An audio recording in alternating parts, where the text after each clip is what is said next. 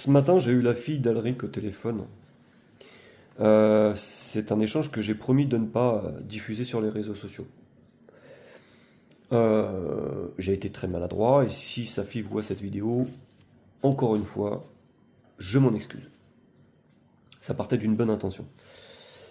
Mais ça m'a permis d'avoir un échange avec elle. Un échange difficile. De par ma maladresse et de par ce que ressent sa fille. C'était pas facile. Alors, Sophie Elric a commencé à vriller, entre guillemets, il y a 2 ans. Avant ça, tout se passait bien. Aujourd'hui, elle est internée à la demande de sa fille. D'accord? Avec une ordonnance médicale. Elle n'est pas internée de force, comme beaucoup le disent. Elle me confirme qu'elle et son frère n'ont jamais subi aucune violence, d'aucune sorte.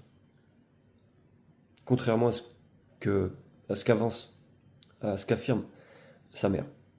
Ok? Très clairement, Sophie Elric délire concernant les accusations qui concernent ses enfants à elle. Concernant ce qui la concerne elle, on n'en sait rien. Et d'ailleurs, sa fille est très prudente là-dessus.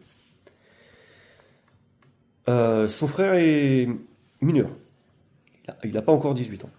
Donc ça, c'est une erreur, c'est une mauvaise information que j'ai diffusée lors de mes précédentes vidéos. Il est encore mineur.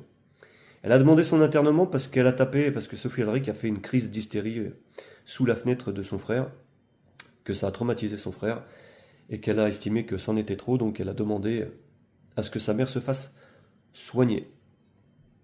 D'accord? Sa démarche à elle, c'était de faire soigner sa mère. Sophie Elric est donc malade. Elle a certainement subi des traumatismes pour devenir comme ça, mais en tout cas, elle est malade.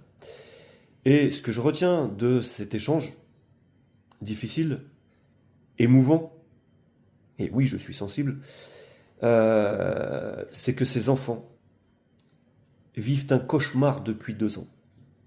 Et en soutenant Sophie Elric dans les commentaires ou en se déplaçant devant l'hôpital, vous la confortez dans son délire. Et ça n'arrangera pas les choses avec ses enfants. Ses enfants vivent un cauchemar, c'est ce que m'a dit sa fille. Et je vous assure que l'ampleur que ça prend sur les réseaux sociaux, la récupération dont ça va faire l'objet sur des médias indépendants que vous connaissez tous, qui mettront Sophie Elric en lumière, ça ne va pas aider ses enfants.